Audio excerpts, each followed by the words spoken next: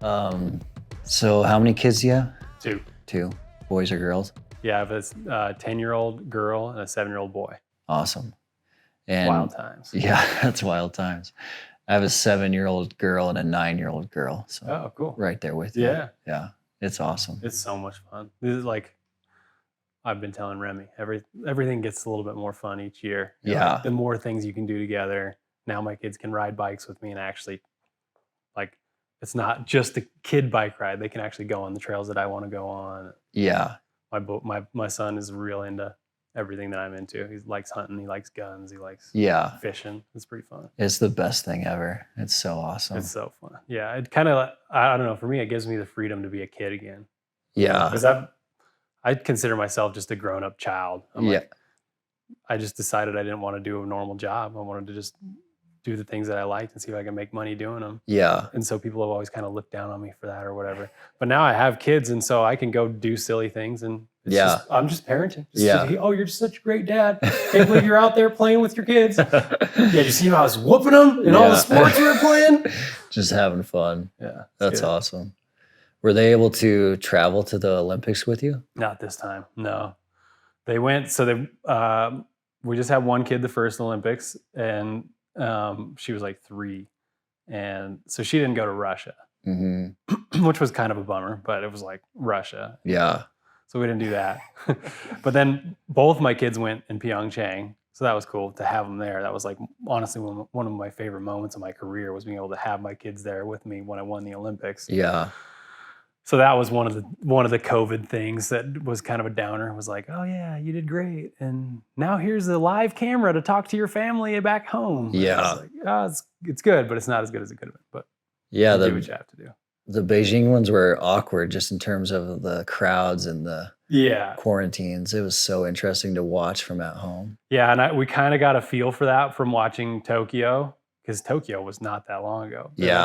They slimmed down what normally is a 1.5 year window down to 6 months, because normally there's a kind of a long lag after this winter into the summer. It's like a 2.5 years and then 1.5, but they postponed Tokyo for a year. So I felt like I was just watching the Summer Olympics, and then it was like time for us to go. Yeah. But we were watching all that awkwardness in Tokyo, and I was like, okay, be mentally ready for this, because it's going to be a weird experience compared to what you're used to. Yeah. What was it like over there? Not nearly as negative as maybe some of the media was portraying it. Like, it's still the Olympics. You still go. I got to go watch other people compete in their sports. The accommodations, the lodging, everything, all that was cool. All the Chinese folks we were meeting were super jazzed to have us there. Everybody was in a full suit. Yeah. Like, head to toe. Some of the volunteers were wearing a face mask, a face shield, and goggles. And it's like -20 out there. Crazy. It was crazy. I felt so bad for them. Their goggles are fogging up. You can see the frost on the inside of their face shield, but they were being very careful about COVID. Yeah. But there was some weirdness, but I've been to 3 Olympics. There have been weirdness at each one. Oh, so I bet. Yeah. It was good. We had fun. And when did this journey start for you? Like, super early on as a kid? Did your folks start taking you skiing? How early was it? Yeah, I mean, we just grew up skiing. It was just kind of the weekend thing that we did. My sisters both raced. They're twins. They're 4 years older than me. They raced. My dad raced in college. We were kind of like a ski racing family. So I was the black sheep because I didn't really want to race. I wanted to jump. Yeah. I wanted to jump anything. Yeah. A snow scooter, a snowmobile, snowboard, skis, whatever. I just wanted to be off the ground. So I think my dad, having raced at a high level, could see the vision of me being a professional skier, but he definitely had to come to terms with the fact that I was going to do freestyle. But once he did, once he got me into a freestyle skiing program, I had a great coach, Clay Beck. And once my dad got me in tune with Clay's program, he was like, oh, okay. Embraced it. He just embraced it. And that's my biggest thing to tell other parents. I'm like, don't try to force your kids to do what you like to do. Just try to help them find passion. Because that's what my family did for me, is they were just like, oh, you're passionate about this? Sure. We'll support that. We'll send you wherever you want to go. And there was a ton of sacrifice on their part. Like, we never had a family vacation growing up. Like, all the vacation time we had was spent going to ski competitions, both for my sisters who were racing and me doing freestyle. That's all we really did. But in terms of whether I was like, I don't know if I ever thought I was going to be a professional. I actually didn't think I was ever going to go to the Olympics, because when I got really into free skiing, half pipe, slope style, big air, those weren't Olympic events. Yeah. They were on the snowboard side, but they weren't on the ski side. But I loved half pipes competition so much that I wanted to just do it. I wanted to be a professional skier no matter what. Didn't bother you. So it's cool to see that whole thing come full circle, because then I got to be on the first ever U.S. Olympic team and then win the first ever Olympic gold medal. All that's just like crazy. A daydream to me. Yeah, that's crazy. Wild ride. How old were you then the first time? I was 22. Yeah, 22 when they told us, when we first got the announcement, 2012, when they told us, hey, your event is going to be an Olympic sport. Crazy. And so then 2 years later, it was an Olympic sport, and I got to be there. It was wild. That's wild. And what are you doing with your kids now to like pour some fire on their passions? Are they into skiing? Yeah, I think everybody thinks that the Olympic gold medalists' kids are going to be the best skiers on the mountain. And I would say that that's not the case for us, partly because I travel to ski so much. So I'm always gone during the times when a normal dad would be taking their kids out skiing and skiing a lot. So my kids do ski. They both love it, but it's not their main passion because they don't do it that much with me. My son is more into mountain biking and soccer and things that I can do with him in the summer. Yeah. And my daughter is like very into reading. Like she's a super intellectual. She's athletic. She likes outdoor stuff. She's still my kid, and we still go out and hunt and fish together and do all kinds of fun stuff. But I'm really intrigued to see what they're going to do. Yeah. But that's kind of the joy of being a parent, is like, rather than forcing my passions on them, I'm just trying to hand them a bunch of softballs and be like, which one do you want to hit? Yeah. And see where they go. What do they want to do with their lives? Yeah. Let them try a lot of different things. Yeah. Try a lot of different things. And that's one thing that I tell all parents. It's like, don't specialize your kid at age 5. Because that's what sports society tells you need to do. It's like, oh, if they're going to have a chance to make it in the major leagues, they got to specialize sooner. And that is not true. Yeah. I played football and baseball all the way up till like my junior year of high school. And because I was a diversified athlete, I was able to apply things that I learned in the gym or just outside of skiing and apply them to skiing. And I was actually the first guy in my sport to really take going to the gym seriously. Mm-hmm. And I was just like, well, I was a football player. I played baseball. I knew that was a part of it. That was part of being an athlete. So why not do sports specific training stuff for skiing and enjoy the ride? And I spent a lot less time getting injured than my friends I was skiing with because I was stronger. And so I think the whole specialized 5-year-old thing is a total fallacy. Like it's not. Yeah, just let your kids try anything and everything. Yeah. My son, we signed both kids up for hockey because we got this cool new hockey facility in Reno.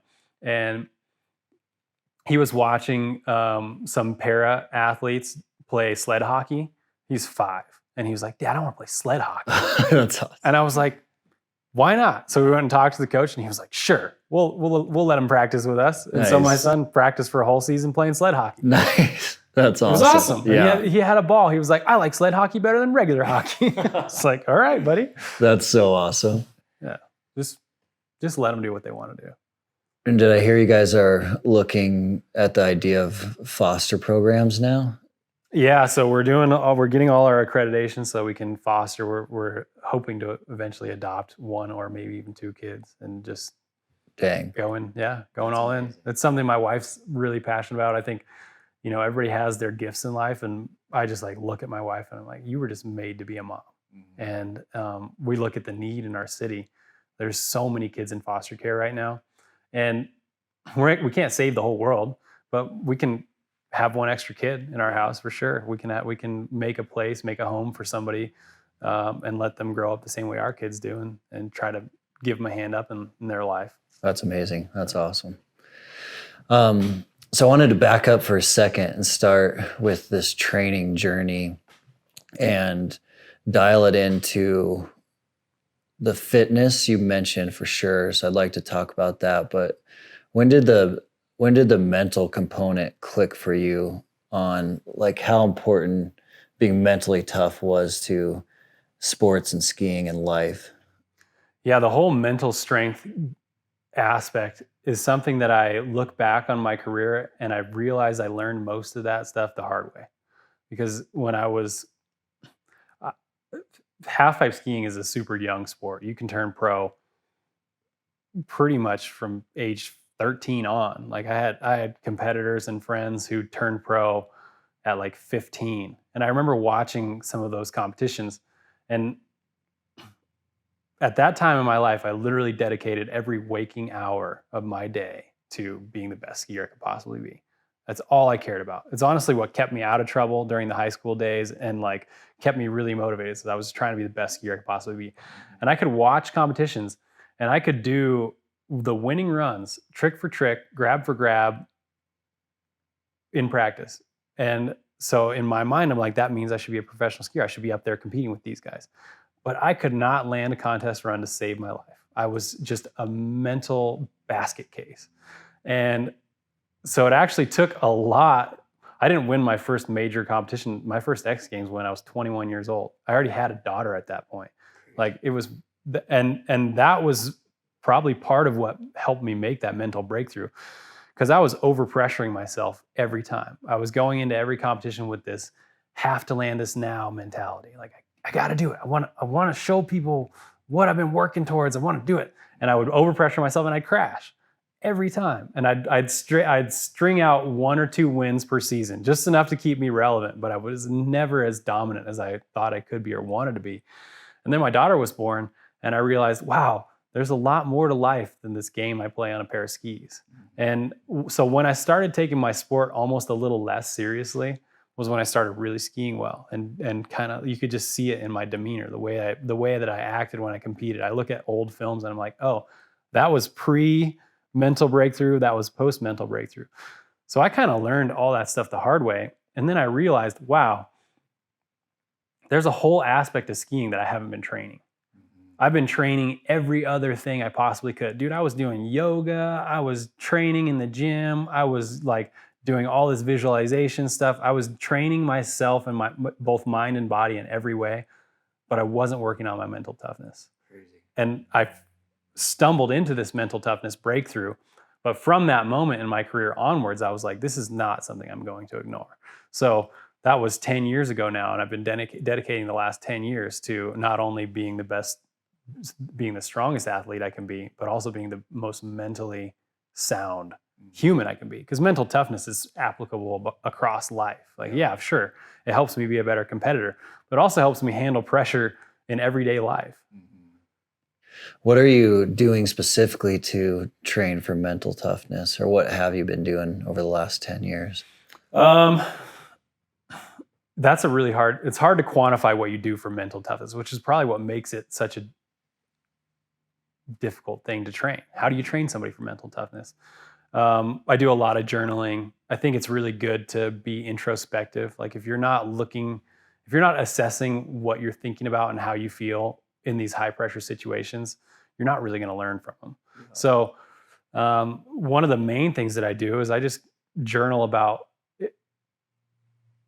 if I like, say I just did a high level competition and I didn't perform as well as I was hoping to, or I left some goals unattained or whatever. I'll just be honest with myself. These are the feelings I was feeling during this. This is how I felt. This is what went wrong. This is what went right. And you just kind of have to learn from those mistakes. At least that's been my strategy, is almost learn from all the mistakes that I've made. And eventually I'll get to the point where I make less mistakes. Mm-hmm. But I also I do a lot of like just calmness training in terms of mental strength in everyday life. Because I think people have this assumption that they're going to get to the biggest moment of their life and suddenly do things differently than they've done every day leading up to it. And that's just not the case. You're going to fall to the level of your training. So whether that's in the gym or in the mind, you're only going to be able to perform as well, if not slightly less well than you've performed on your best day in practice. So Bow hunting has been a huge thing for me. Like learning how to handle pressure situations and still execute a shot well. I'm constantly playing stupid games with my friends and like just constantly living in this state of challenging myself competitively and being clear-headed about it is a way that I've definitely developed my mental toughness or mental sharpness in under pressure. That's awesome. I think you kind of have to. For me, it's a philosophy too, though. It's one of the things that's really helped me be more mentally tough is having a broader perspective. Because when you go into a situation that seems high pressure, you're naturally going to tell yourself, I have to do this right now. And it wasn't until I philosophically changed my outlook to say, I get to do this right now. It's an opportunity. It's not a necessity. If I was to walk out of this competition right now, I wouldn't die. It's not the end of my life. It's an opportunity. I get to do it. That really helped me just almost let the pressure off. I just shrugged my shoulders. I'm like, I get to do this. Yeah. Now I'm going to go put on a show instead of I have to do this. And there's like this anxiety or this tension that goes on about it. So that's constantly one of the things that I'm assessing because I'm not going to say that I've mastered any of these things. They're just concepts that I'm consistently checking myself against. That's awesome. Even getting ready for this Olympic year, I caught myself after a couple of the qualifiers didn't go the way I hoped they would. And here I am sitting like almost the odd man out, maybe not going to make the Olympic team. And I was like starting to be like, oh, I have to. Going back into that old mentality. I have to do this. I have to do this. So I was fortunate enough to have all that mileage in the background to remind myself, oh no, you don't have to. You get to. Do you feel like in your experience is mental toughness a muscle in terms of like if you're not training it, it's going to go away or get weaker? Yeah, it's your mind atrophies no matter what. It's just like languages. If you could have been fluent in a language 10 years ago. If you didn't speak a word of that language for 10 years, you're not fluent anymore. If anything, you're barely conversational. Your mind is like that too. So if you're not constantly sharpening your skills or improving in some way, you'd be surprised how much you'll atrophy. And I catch myself, part of the reason I compete in archery and other things in the summer months is because I need to have that challenge. Yeah. I need to keep those competitive mind muscles sharp. So even though I know I'm not going to go out there and win those archery competitions, I can still go out there and compete against myself and see how well I can perform on any given day. How well can I execute this shot right now? All right, let's do it. Calm yourself down. Calm down. Yeah, you find that flow state because the flow state exists in all different kinds of realms. When I find it skiing, I'm obviously super happy, but I don't know. I've won competitions when I would feel like I was in the flow state where it's like nothing can go wrong today. And I've won competitions when I felt like nothing could go right that day. So I guess that's one aspect where the mental toughness plays in is like being able to acknowledge. That's a big part of it for me too, is honesty. Honesty with myself. Honestly, not feeling like I'm having the best day ever today. This big competition is still happening. What am I going to do about it? Yeah. And you just have those checks and balances along the way. Do you feel like your first daughter being born added that deep why that you needed to kind of view skiing as not the end game, but just kind of like a career and part of life? And so then it was like that extra why you needed to calm you down a little bit?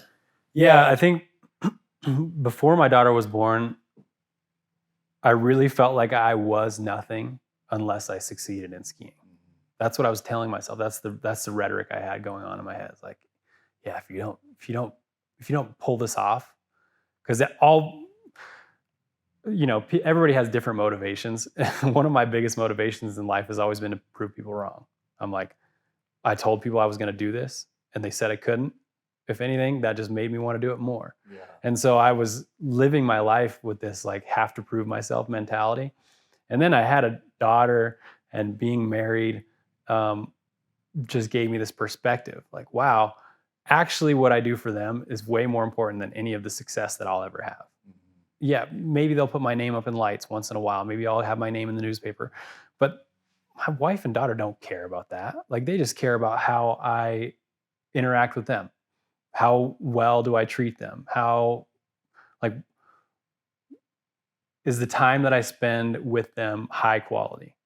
And once I realized that, it just freed me up. I was like, oh yeah, of course I still want to. The desire to succeed in skiing didn't go away, but the need to succeed in skiing went away. Yeah. And then I did. Ironically, I got what I wanted when I didn't know when I no longer needed it. Yeah, that's super ironic. Like that dichotomy of like you stopped focusing so much on yourself and became calmer and performed better.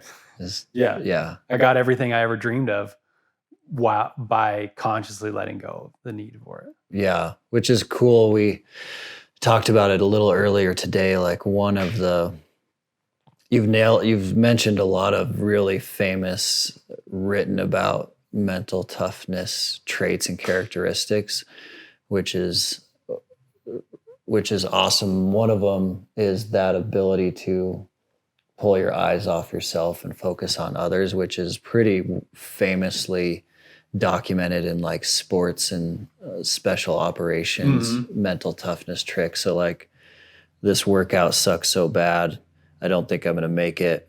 But as soon as you start helping your buddy, it's like all that pain goes away. Yeah.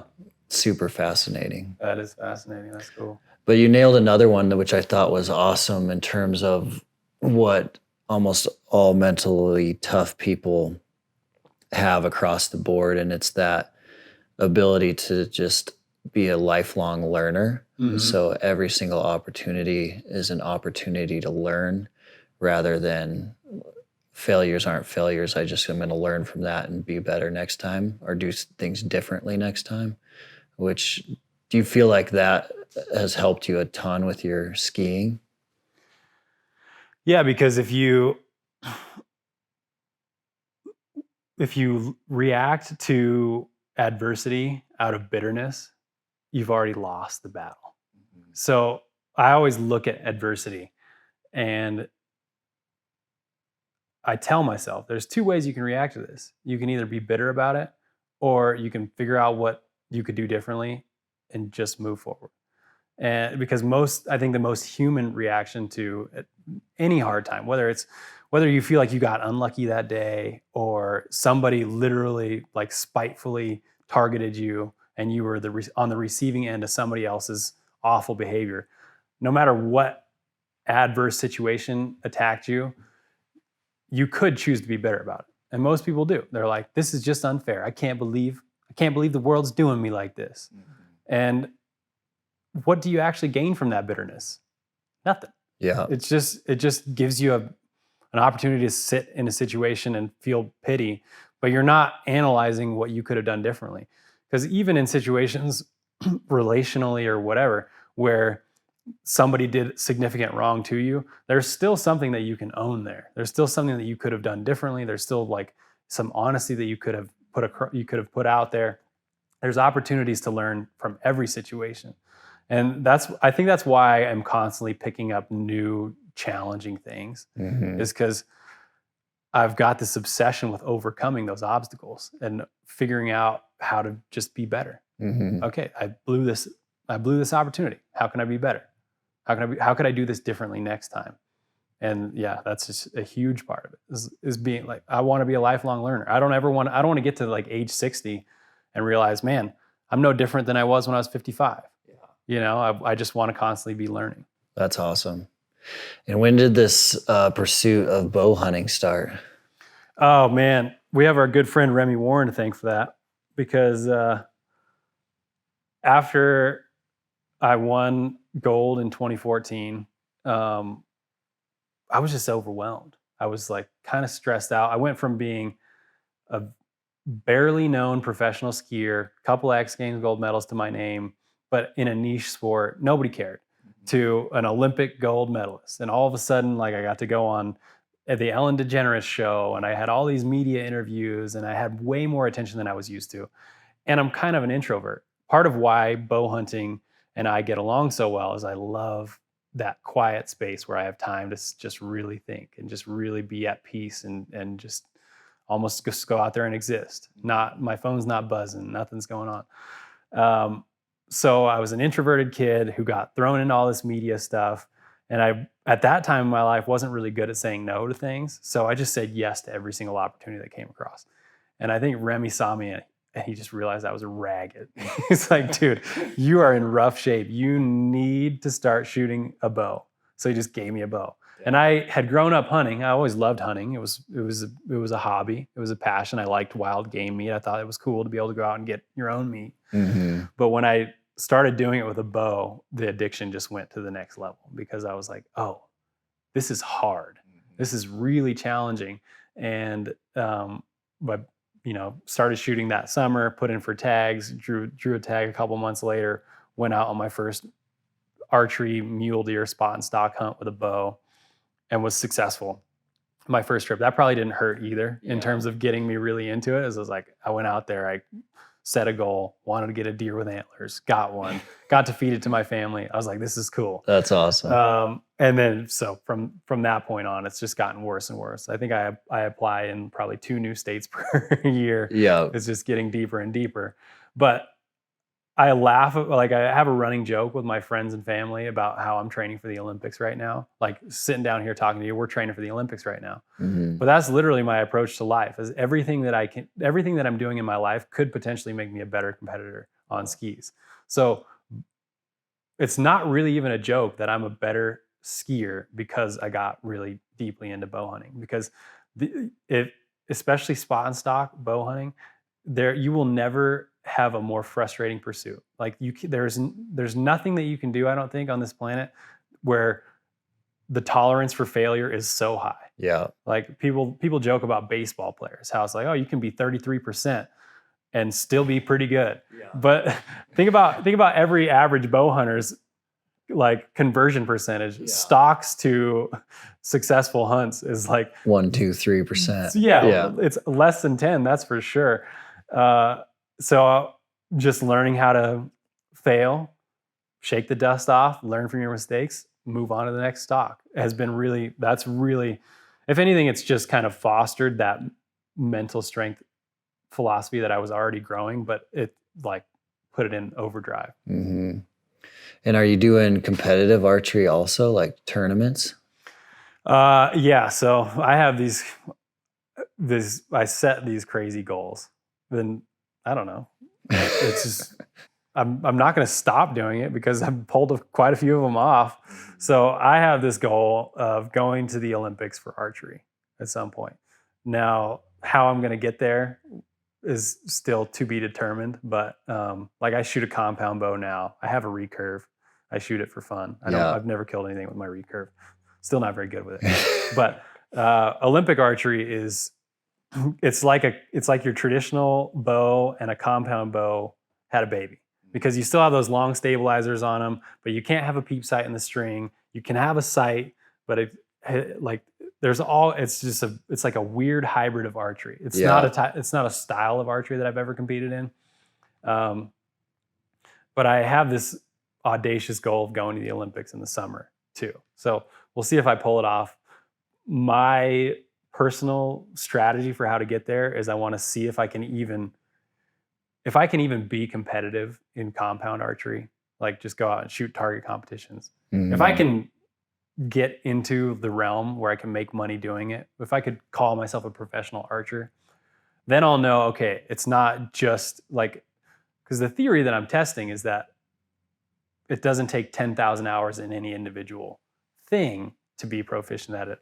I think that if you have 10,000 hours in competing, you can take that competition experience and translate it to a new skill. Mm-hmm. So obviously I will have to train enough in that new skill of archery to where my baseline skills is pretty even with my competitors. Yeah. But then I think if you add the competition experience that I have in the background, that it'll almost give me an advantage. That's the theory I'm testing. We'll see how it works out. Yeah, that's fascinating. And you see a little bit of that with like, Michael Jordan going from basketball to baseball, but skiing to archery is a bigger leap. Quite a leap. Yeah. There's a big leap there. Yeah. Yeah, that's good. But I think I chose archery because it's almost as mental as it gets. Mm-hmm. You and I could go pick up 2 guys off the street and take them, especially with a compound bow, teach them the proper technique. And those dudes will hit a bullseye in their first day of shooting. They will definitely, if they have a good coach and they have some athletic skill, they're going to hit a bullseye. It's possible. That's how good bows have gotten these days. Yeah. And so it's something that everybody can do, but it's the repeatability, the repeatability of it that really comes down to the mental toughness aspect. So I think I just chose the most mentally daunting sport to see if I could pull it off. That's awesome. Yeah, and then you got the competition pressure, and one sport should help the other sport. Yeah, it's different competitions pressure too. So that's part of why it gets me excited. It's part of why I'm passionate about it, is because I was like, well, in skiing, I only have to land one good run and I can win. In archery, you have to make, whatever tournament it is, you have to make 75 good shots. Yeah. And none of them can be terrible. I can have a throwaway run in my sport where I just like totally blew it and my skis went flying off or whatever.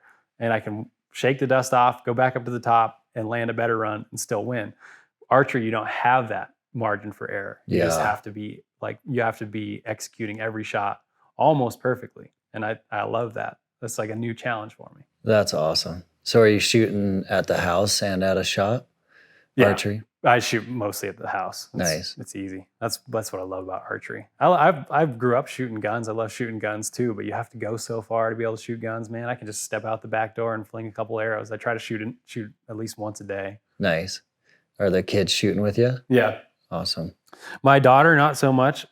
I mean, she will if I like force her to. If I'm like, hey, let's go shoot. She's like, okay, I will. But my son is into it. He's like, yeah. I don't know. It's just a mentality thing too, because my daughter she struggles to get through that plateau. It's like you learn a skill, you get excited about it, and then you plateau. And she just kind of like picks up something else. She's like, all right, I got to the plateau. That's good for me. Whereas my son is a little bit more like I was, where it's like, once you get to the plateau, that's when you really lean in. It's like, oh, I almost hit the bullseye that time. Can I hit the bullseye? And he'll sit out there and shoot with me until I have to pull him inside. I'm like, Mama's calling me. Let's go.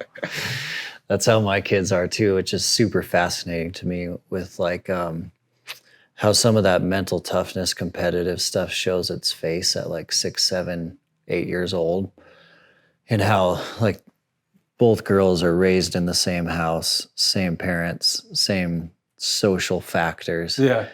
But like my younger one has that mental switch already at 6 years old.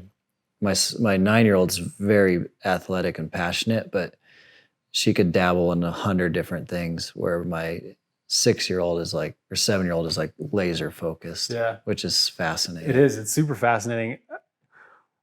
Honestly, before I was a parent, I thought that everybody was just a product of their environment. Yeah. I really did. I didn't know enough to know like, oh no, there's a lot of things in kids that are just innate. They're already there.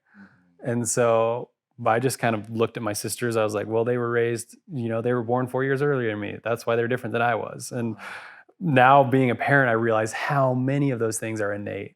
And like with each kid, you have a different challenge. Like, with my daughter, the challenge is keeping her passionate about it. With my son, the challenge is like turning the volume down a little bit sometimes. And like everything is just, every kid has their strengths, their drawbacks, and the way that you coach them through those strengths and drawbacks makes a huge, like, it's really kind of daunting as a parent too. You're like, I don't know what to do best for this kid. I did the same thing for her as I did for him, and the result was different. Yeah. What do I do? Yeah, it's like individual parenting plans. Like you can't do the same thing. It's crazy. We were talking earlier about how like you want to be a lifelong learner. I think it's really valuable as a parent to be able to adjust and adapt your parenting strategy with each kid in each situation. I'm not great at it, but I try. Yeah, it's just like always learning. It's crazy. Did you go through some tough adversity, like challenging times having children young and then being gone a lot for training in the Olympics? Yeah, I mean, I think everybody can look at their life and say, we're all probably maybe too aware of how much adversity we've faced in our lives. But yeah, having a daughter young in one way freed me up from this pressure I was putting on myself, made me a better competitor. But then I had this added complication because I always approached parenthood and being a good husband. I always set those as super high objectives. I always set that as a higher objective than being the best skier. But then I had this like dichotomy of wanting to be a great husband and father and still wanting to be good at my craft and trying to find the balance in there. And I feel like I'm constantly walking this slack line between, wiggling back and forth between too much skiing, too much family, too much skiing, too much family, or too much of anything. Yeah. Half the time it's too much bow hunting for me these days. But it's like trying to find the balance of doing enough personal things that I can be the best dad that I want to be, but not doing so many of them that I'm being selfish and ignoring them when I could be spending time with them. But yeah, it's been a wild ride for sure. I would say that there was quite a bit of adversity outside of my family too during those years. Like, so I won gold in 2014, and then my sister had an accident and lost her leg. My grandparents both died. My wife's dad died. Like, we had this just black cloud of years between the first Olympics and the second Olympics. Dang. So part of like what was so powerful about being able to have my kids up on the podium there with me in Pyeongchang was that we had survived. Yeah. We had survived all this adversity as a family, and we were tighter because of that. And I was like, oh, that was cool. And I felt like those dark years were in the background, and I was just going to be able to like laugh about it and move on. And then COVID happened between that Olympics and this one. Yeah. So I think if anything, going through such adverse times with my family has just made me closer to them. And we learned how to pick up where we left off a lot more quickly.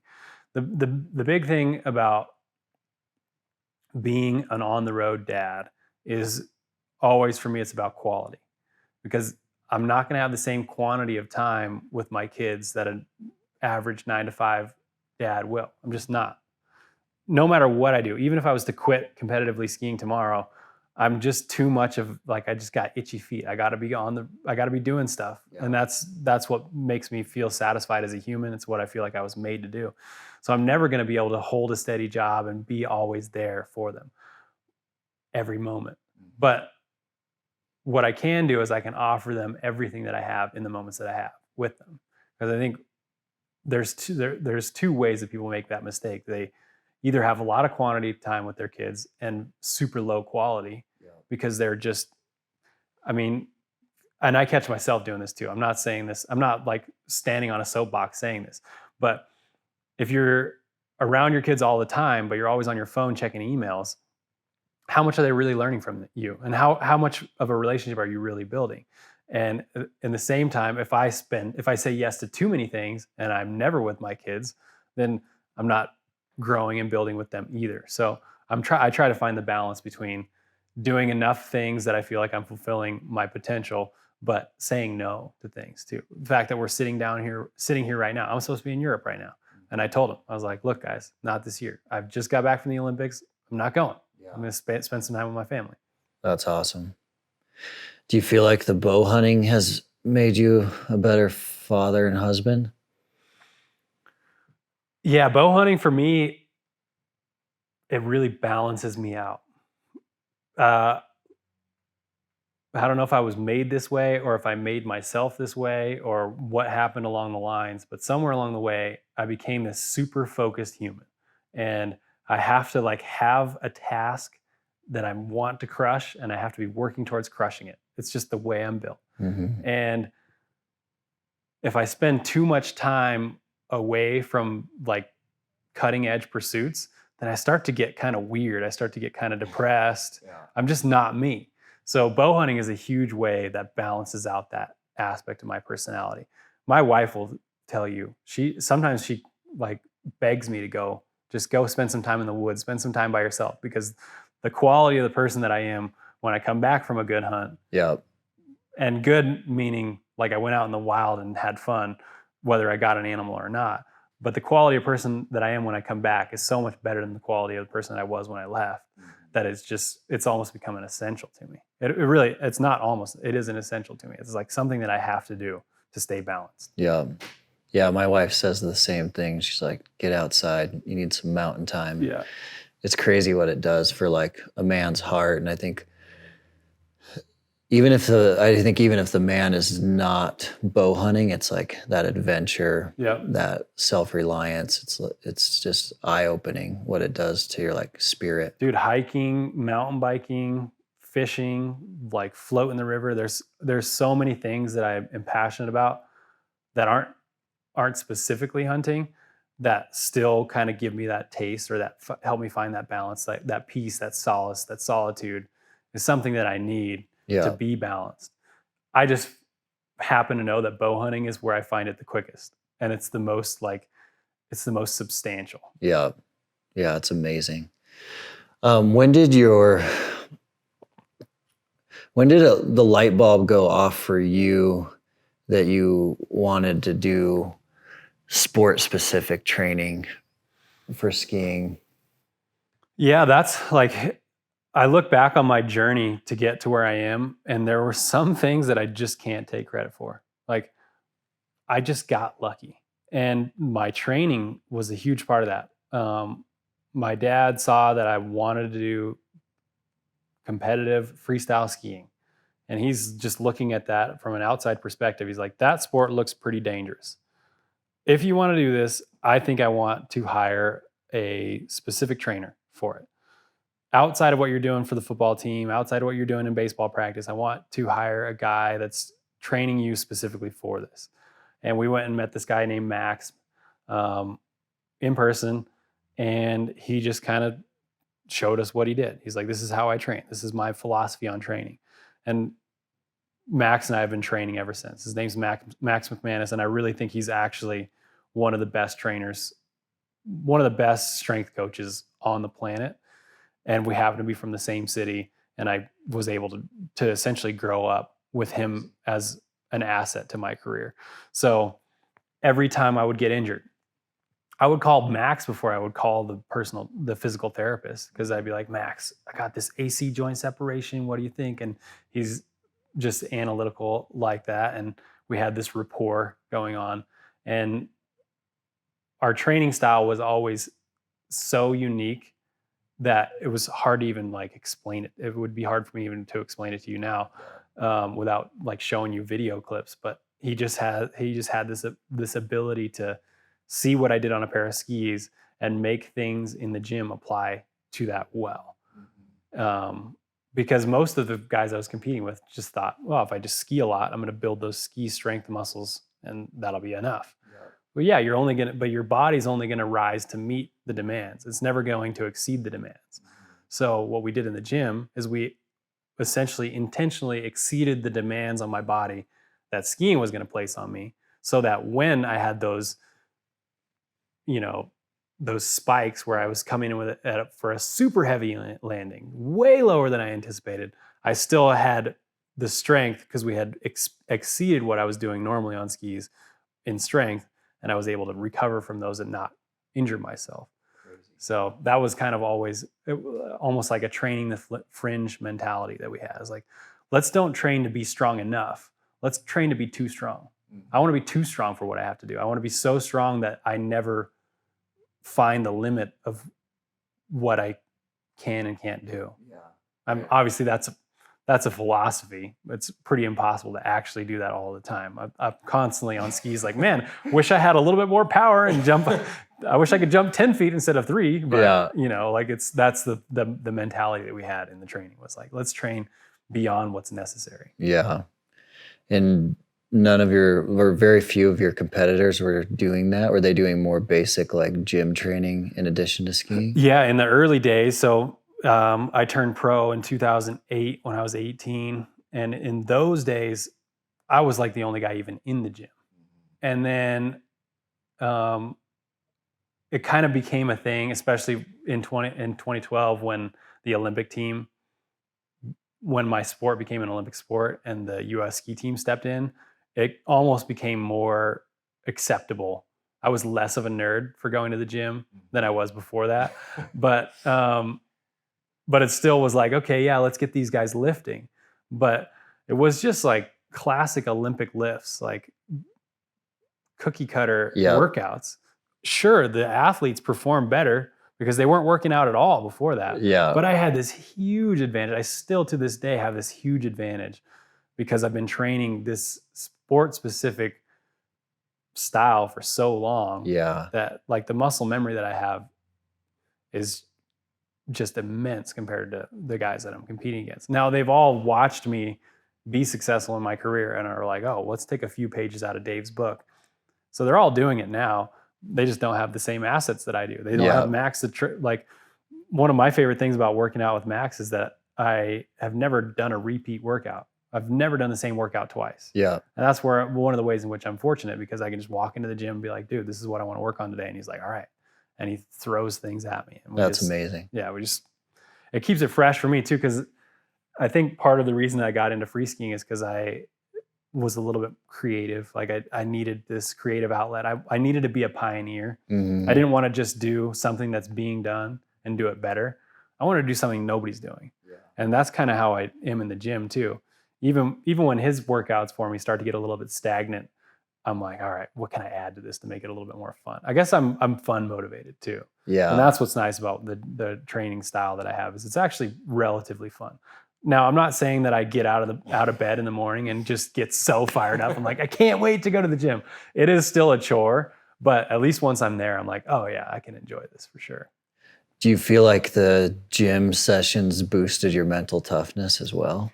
Yeah, I was going to actually mention that earlier. I think the style of training that I do, because pretty much as soon as I become proficient at a certain drill that Max has put out for me, as soon as I become proficient at it and he sees me starting to get efficient at doing it, he throws something else at me. So if I'm doing one-legged, squat to curls and he sees that my balance has gotten so good that it's really easy for me, then he'll make me do it with my eyes closed. Or on an unstable surface. We're constantly using Bosu balls, balance boards. We have this thing called the skill board, which is just a big flat board that you put on a basketball basically. And so it's like 3-dimensional balance. So constantly challenging my mind in those ways, like thinking about unstable surfaces, or a lot of one of the big things that we do is eyes closed because you're depriving yourself of your main balance sense, and still being able to balance without your eyes is really tough.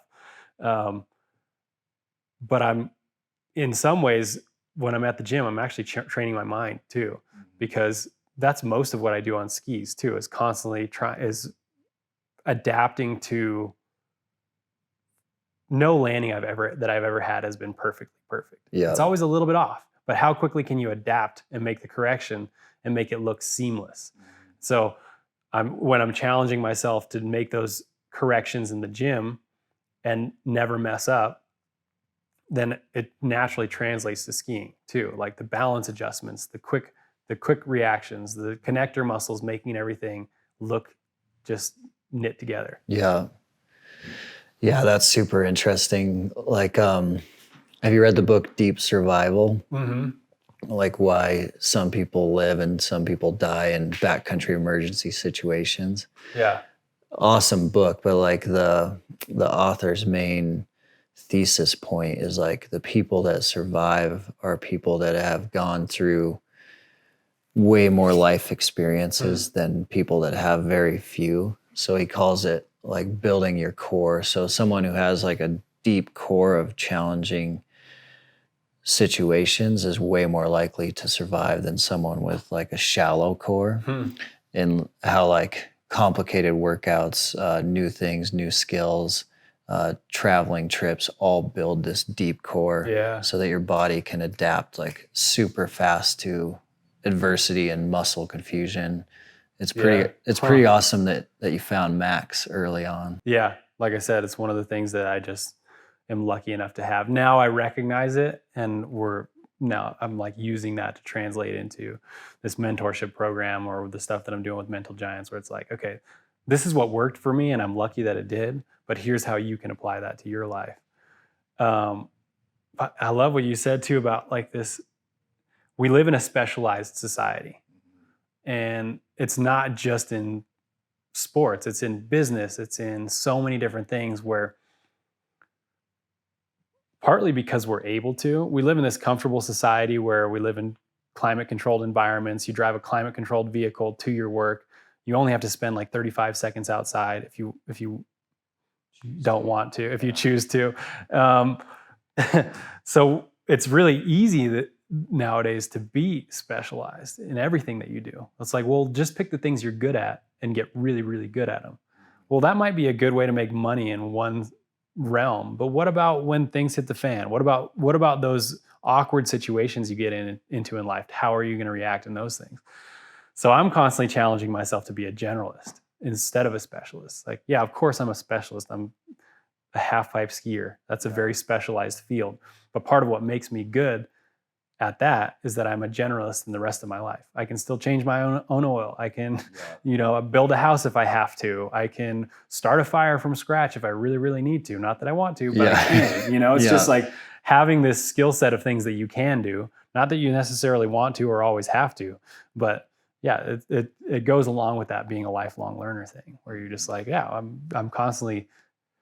If anything, you have to be willing to be uncomfortable in order to be a true lifelong learner, because learning new things is super uncomfortable. And most people are, and I've seen this a lot in athletics too. One of the things that I did versus the guys who used to be better than me is that I was willing to try new things and get through the awkward stage of learning. So like a good example is when I was like 15, my sport made a transition. Before that, we all spun our natural direction. So if I told you to stand up and do a 360 right now, you would want to do either. Most people who are right-handed want to spin left because you can throw your right hand across your body. That's the easiest way to set a rotation. Well, when I was 15, the sport decided that it was cool to be able to spin both directions. I had never spun to the right in my life. And a lot of my peers at that time couldn't wrap their heads around this need to learn a new skill. And they just kept spinning left, and their careers only went as far as they could go with being a strong left side spinner. But I was just like, all right, if I have to learn how to spin right, I'm going to do it. And part of why I won gold in 2018 is because I was the first guy to ever do double corks in all four directions. So taking off backwards, spinning to the right, taking off backwards, spinning to the left, taking off forward, spinning to the left, taking off forward, spinning to the right. I would never have been able to do that if I didn't have some really awkward days on hill where people were making fun of me. Yeah. Like, oh, dude, stop doing those right side 540s. They look terrible. Yeah. Well, yeah, they look terrible today, but tomorrow they're going to be a little bit better. And 3 weeks from now, I'm going to be able to do right side 900s. And so, yeah, just this almost, I guess what I'm trying to say is like, be willing to make changes in your life. Yeah. And be willing to look stupid doing it. It's hard to do, but it's really helpful. Yeah, and get comfortable being uncomfortable. Yeah. To advance in life. Yeah, or like you talked about survival situations. Yeah. Part of your ability to survive anything is being willing to be uncomfortable. Mm-hmm. Because a lot of people get into a really dire situation and they're like, this is so uncomfortable, I can't do it. I can't do it. But when you're in the wild, I can't do it's not an option. It doesn't work. I can't do it means you're dead. Yeah. And so the people who are like, this is really uncomfortable, I'm really curious to see how I get myself out of this. Like that, just like this adaptable mentality. Yeah. It's super fascinating. I want to wrap up to get you back to your quality time with your family. Appreciate that.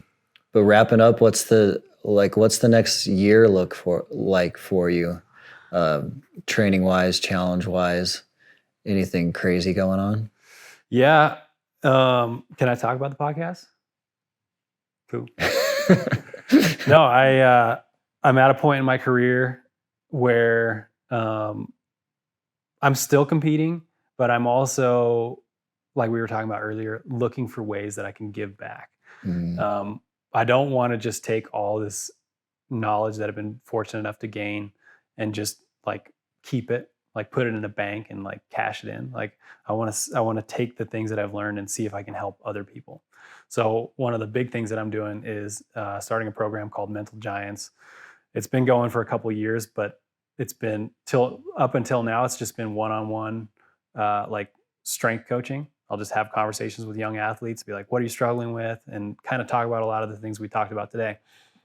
And so now we're taking it live. We're going bigger with it. Nice. We're going to do a podcast based around the idea of mental toughness called Mental Giants. And what I'm excited about is it's going to give me an opportunity to talk to all the people that I see as mental giants, and just figure out what makes them a mental giant. What do you do differently mentally that makes you stronger? What obstacles have you overcome in your life? And, see how they've gone through that. And I've already recorded a couple episodes, and I'm like, wow, I would do this just for the benefits for me, because I'm learning from each of these people I interview. So it's been super cool. So that's one of the things I'm doing. That's awesome. Hopefully spending some more time bow hunting. Definitely still competing. I don't feel done yet. Yeah. So, I'll still be doing my day-to-day thing, but as time progresses, I'm going to be looking for more ways to give back to younger athletes. Dude, that's awesome. Yeah, I love the Mental Giants podcast. Can't wait to listen to it. Thanks so much. Appreciate it. Yeah, thank you. And appreciate you sitting down with me. Yeah, you bet.